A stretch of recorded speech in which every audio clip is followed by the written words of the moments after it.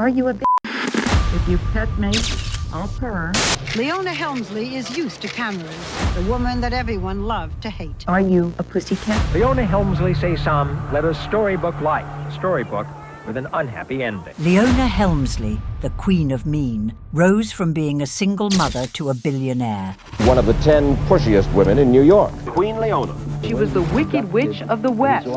From ruling a luxury empire to landing in prison, her downfall shocked the world. We're not here just to make money. That's the way she acted. Donald Trump characterized Ms. Helmsley as a disgrace to humanity. Ta-da! Yeah, she went to prison. I am not going to jail. Weeping bitterly. Please. Greedy, greedy, greedy. I tell you who's greedy. Are you now, or have you ever been, a bitch? That's the crux of your whole case. Who calls me a fascist? Well, come on. Leona Helmsley became the woman everyone loves to hate. Well, not quite everyone. The knock comes early in the morning, loud and unrelenting. Leona sits at the dining table in her silk robe, the remnants of her coffee still steaming beside her. The penthouse is quiet, the city below still waking up. Most on the street have not heard sweet things about the billionaire dressed in a candy-striped coat dress today. Mrs. Helmsley, this is the police. Open the door. Her heart stops.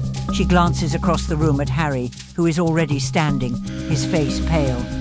This man cried off with the Queen's head. She had his. Jerry McCarthy is a former Helmsley executive, an engineer, but he testified he wasn't about ready to help Leona cheat the government. Leona rises, her hand trembling as she adjusts her robe. This can't be happening. The government's claim that Leona Helmsley ordered her employees to help her and her husband Harry cheat on their taxes. When the door opens, the hallway is crowded with men in suits, FBI agents, police officers, people with badges clipped to their belts. The hotel queen reacted when he refused to sign what he called a stack of phony bills. Jeremiah McCarthy, a former employee in the billion-dollar Helmsley real estate empire, testified that Mrs. Helmsley told him, "You blank, you are not my partner, and you don't tell me how to spend my money. You sign what I tell you to sign." Their faces are cold, professional. One steps forward, holding up a warrant. "Mrs. Helmsley, we need to speak with you." Mrs. Helmsley stood before the judge, weeping bitterly, begging. "I am guilty of a serious crime," she said. "I feel as if I am in the middle of a nightmare." We're not here just to make money. And we're not here just to accumulate power. And that's the way she acted. And that the legacy is the perils. Leona Mindy Rosenthal was born on July 4th, 1920, in Marbletown, New York. Leona always sought independence, even from a young age. It was during the summertime, and I remember borrowing my sister's shoes. I was an inch too short to get good jobs, so I put pads in there and I put lips on the shoes. I went for this job, and this woman said, "You come in." Tried on a dress, and she said, "You're a little flat chest." I was 14 years old. I developed legs. And I said, "Oh, otherwise I'd get the job." She said, "Yes." So I went down to Woolworth, and I bought cotton and a bra, and I stuck it, and I went back. And she said, "Weren't you here before?" And I said, "No, but I have a twin sister." And she said, "Well, you're much prettier." And I got the job for $25 a week, which is a lot of money. Her parents, Morris and Ida Rosenthal, were Jewish immigrants who had come to America in search of opportunity. Morris was a hat maker, working long hours to keep food on the table, while Ida managed the household with quiet determination. I grew up it was in the area in Brooklyn. We weren't rich. I didn't know that we weren't rich. Very interesting. They lived modestly, in a small home that always seemed to have a roof in need of repair or bills waiting to be paid. Leona adored her father. He was a hard worker, a man who believed in perseverance and the promise of the American dream. I was a very happy child all my life. I always happy and loved the moment I was in, and still do. I didn't feel that I was a deprived child. Maybe not even. not even. At one point where they really couldn't afford to keep us all. Well, I was the one that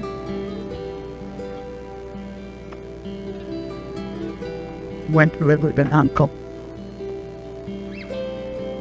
Leona married her first husband when she was in her early 20s. Together they had 2 sons, Jay and Michael, and for a while Leona tried to settle into the role of wife and mother. But the life didn't suit her. When the divorce came, it wasn't a surprise to anyone. You have nothing to do? You have nothing to do? Waiting, ma'am. The invitation is still on the counter, propped against the toaster. A real estate event. A chance to network, to meet people who could help her climb out of this rut. The boys are tucked in by 8:30, the small apartment finally quiet. Leona stands in front of the closet, pulling out her best dress. He stands here and he says, I'm taking inventory. I own this, I own this, I own this, and that one, and that one, and that one. When she arrives, the noise of the room hits her immediately. Laughter, clinking glasses, conversations overlapping. This is the 47th floor. 47th floor of the Park Lane Hotel. About 15 yards long, swimming pool. Right. She hesitates at the door, gripping her clutch tightly. This isn't her world, not yet. Leona walks to the bar, ordering a glass of water to calm her nerves. As she sips, she scans the crowd. That's when she sees him. Harry Helmsley. He's magnetic, the kind of man people orbit around. His money. But no, Harry Helmsley married me for my money. I gave him all my money when I married him. I gave him $1 million that I had put away for myself because I was never getting married. Harry turns to her, his smile warm but calculating.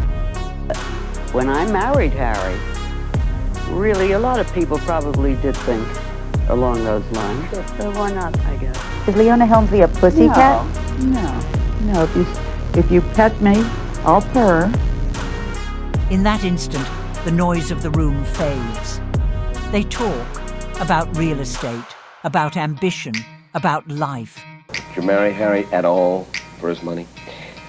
Because I was never getting married. What? You heard me. I had $1 million of my own. That you'd earned? That I had earned. All right. Leona doesn't hold back.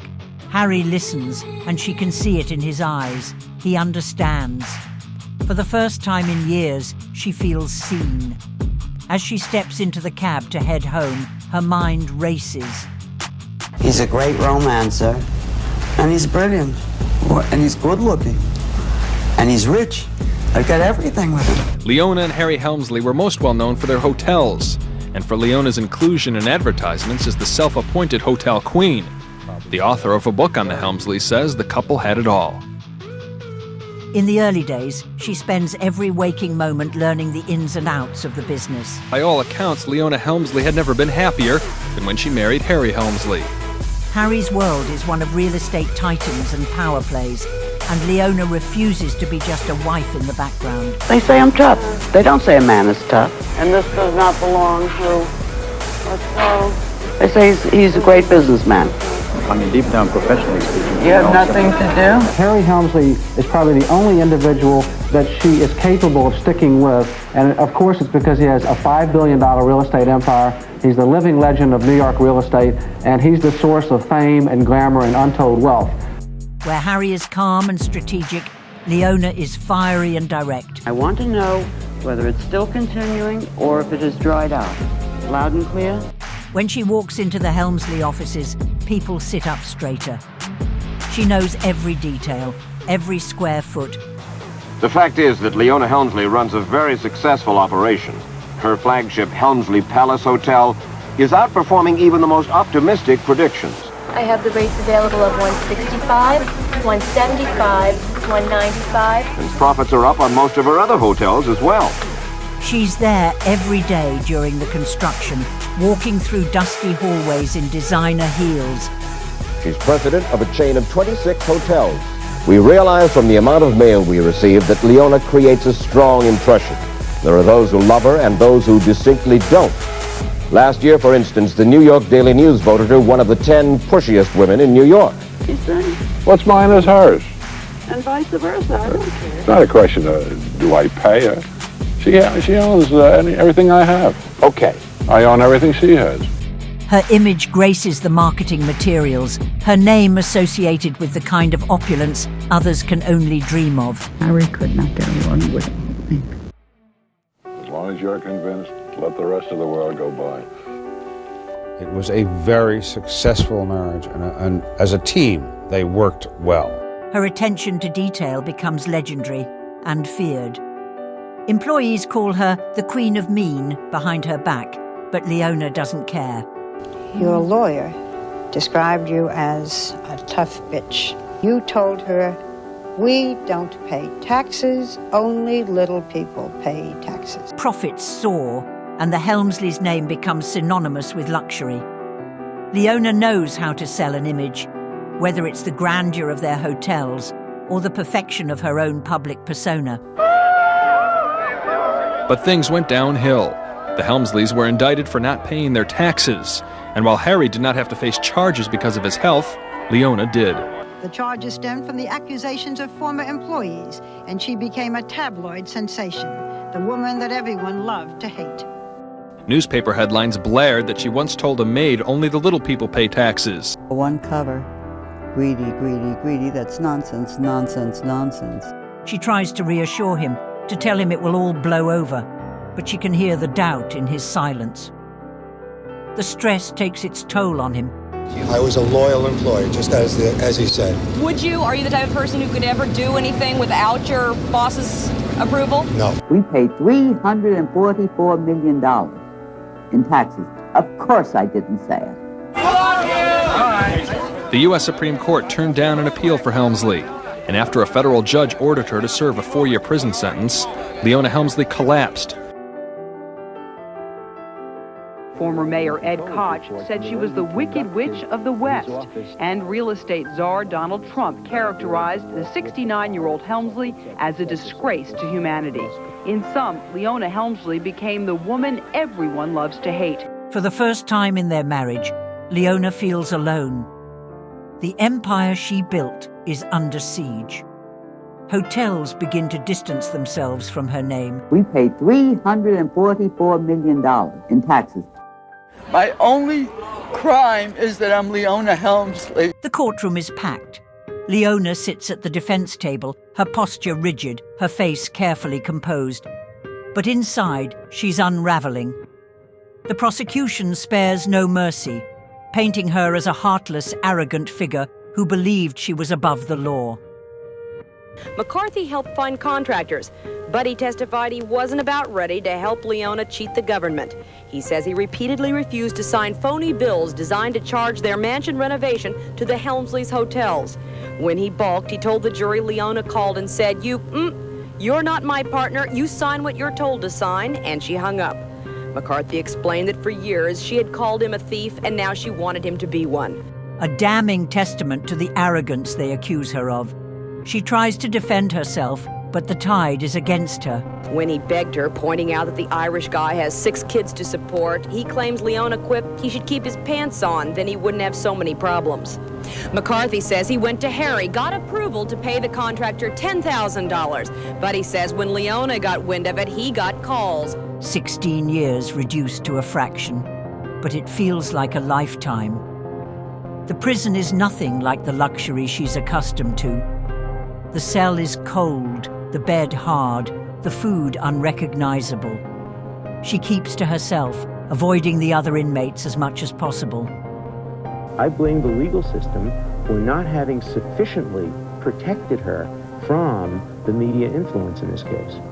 If Leona Helmsley's appeal fails, she would be eligible for parole after 16 months. So she's a tough bitch. Don't have dinner with her. Don't socialize with her. But she's not guilty. One cover. Greedy, greedy, greedy. That's nonsense, nonsense, nonsense. How dare they call me greedy, greedy, greedy? I tell you who's greedy. Are the politicians. They're greedy for power and whatever else they get. I'm not greedy. I'm not greedy at all. Leona Helmsley sits alone in the vast, silent living room, but tonight the lights seem colder, distant, mocking her in their indifference. On the table beside her, a half-empty glass of champagne sits untouched, the bubbles long gone. The calls from well-wishers have stopped. The endless stream of sympathy cards has been neatly stacked and filed away. Yet the grief lingers, heavier than anything she's ever faced. She stares at a photo on the mantel, a snapshot of a time long past. Are you never lonely, honest? I mean, there are the two of you and that's it. That's nice. Never. You had a son. Yeah. Leona Helmsley's 40-year-old son died suddenly 2 years ago of a heart ailment, and all the success, all the fulfillment of life with Harry is forgotten in a flash of pain. And then the steel reasserts itself. Thumbs up.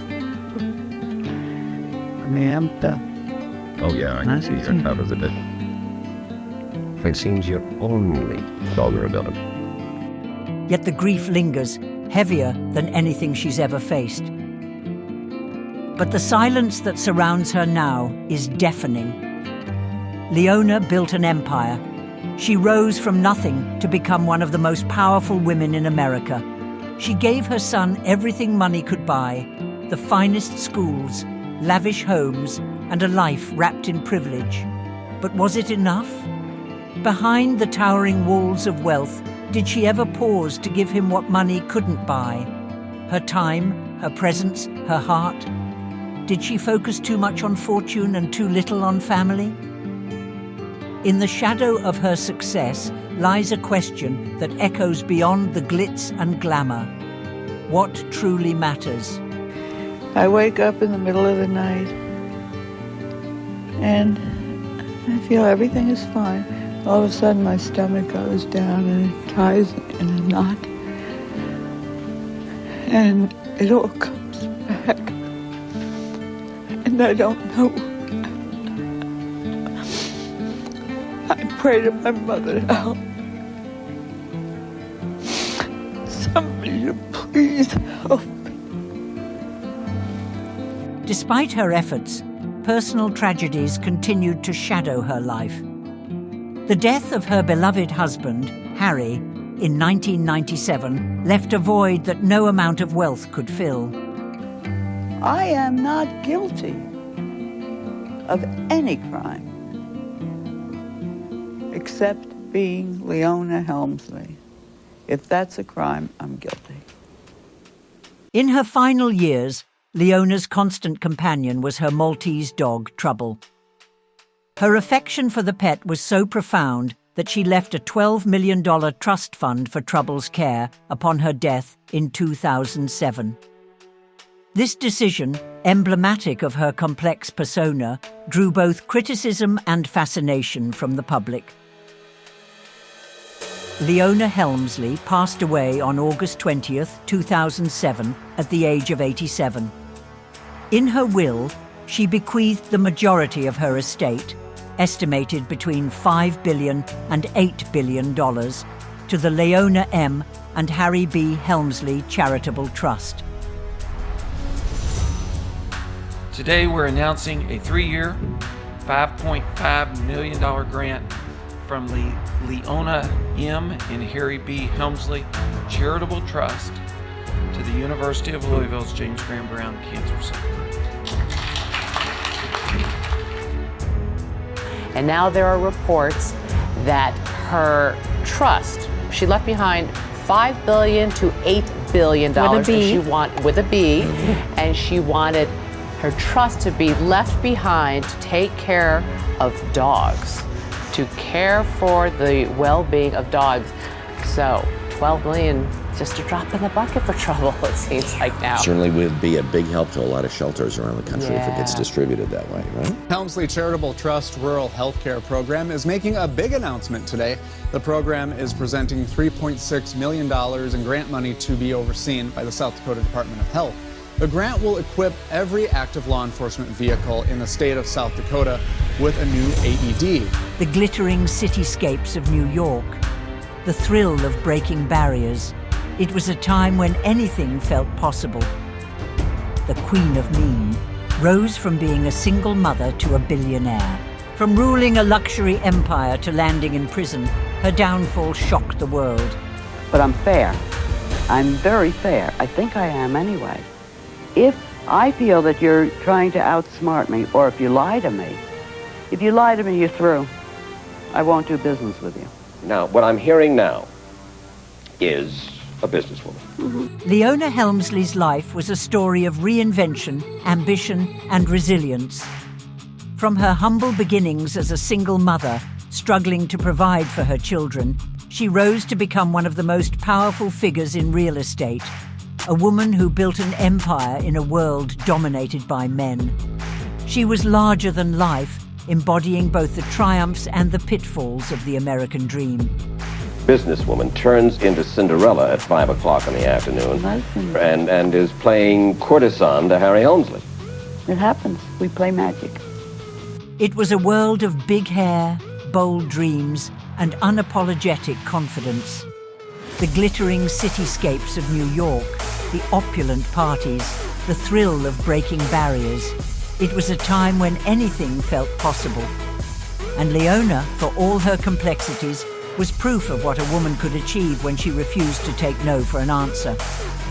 Her story is a reminder that success doesn't come without risks or setbacks. Leona faced public humiliation, personal loss, and the harsh judgment of the world, yet she endured. No, I don't own Harry. I love Harry, but I don't own Harry. Unless he wants to be. He wants to be, it's okay. But how much really does Well, he own them all? I would say that Harry owns about 200 buildings. Those who remember what it felt like to dream big in the 80s and 90s, who have faced their own challenges, who have loved, lost, and risen again, Leona's story is for you. One more complaint, I close you up. And some people say they don't like the way I smell. Forget it. Okay. It's a reminder that you too are capable of greatness. The American dream is not just a promise of wealth, it's the promise of reinvention. It's the belief that you can start over, no matter how many times you fall. You know, they say you can buy a lot of help. You can't buy loving somebody. I love the man. I love him. He's more important to me than anything in this whole world. Every time he is my world. The world may have changed since the 80s and 90s, but the power of ambition, resilience, and self-belief will always be timeless. The American dream lives on, because if a single mother in a modest apartment could one day become a billionaire, then so can you.